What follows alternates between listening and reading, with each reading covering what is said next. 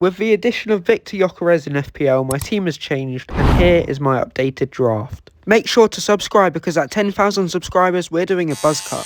Let's start at the back of the net, where in goal I've decided to go with David Raya. Arsenal's defence is consistently solid, and he's a cheaper alternative to players like Saliba and Gabriel. For only 6 million in defence, you could have the likes of Jeremy Frimpong. His attacking contributions were very impressive at Leverkusen, and there's no reason why he can't do the same in this strengthened Liverpool side. For only 4.5 million, you can have Aaron Wan-Bissaka, who was a bonus point machine towards the end of last season, picking up several goals and assists, and he's bound to score more points with the addition of defensive contributions. Everton are another team that provided several clean sheets last year. For 5 million, I've invested in Mykolenko, who's a regular starter in their side. Mark Gay, the Crystal Palace defender, is another cheap notable option for only 4.5 million as well. If he stays at Crystal Palace, he'll be great for the defensive contributions, as well as picking up consistent clean sheets and a few goals from corners. For my placeholder in defence, I've gone with Maxime Esteve from Burnley. I don't expect many clean sheets from Burnley, but he's another notable option for the defensive contributions. Moving on to the midfield, where of course the draft contains the essential Egyptian king. After breaking his previous points record last season and revealing that he's staying in the Premier League, there's no reason to get rid of Mo Salah despite his age. Of course he's consistent. Next to Mo Salah is of course Cole Palmer.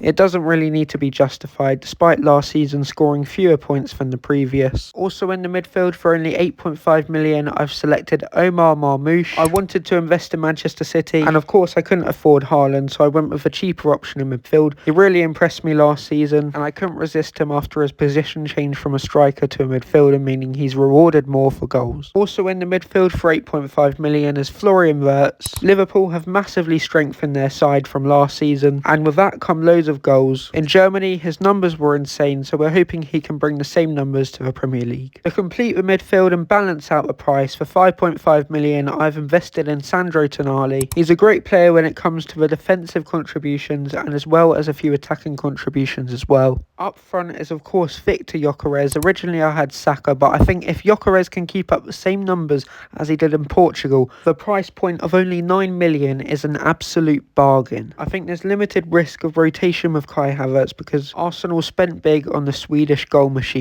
Joining Victor Gyökeres up front is someone who I think is a really underrated pick. It's Beto. Towards the end of last season, there was a point where he scored 5 goals in 5 games. And with Everton's good start to the 25-26 season, I have no doubt that he can continue this good form. Finally, to support this expensive team, on the bench are Valdemarsson and Fraser for a total of 8.5 million. Let me know how your team's looking down below.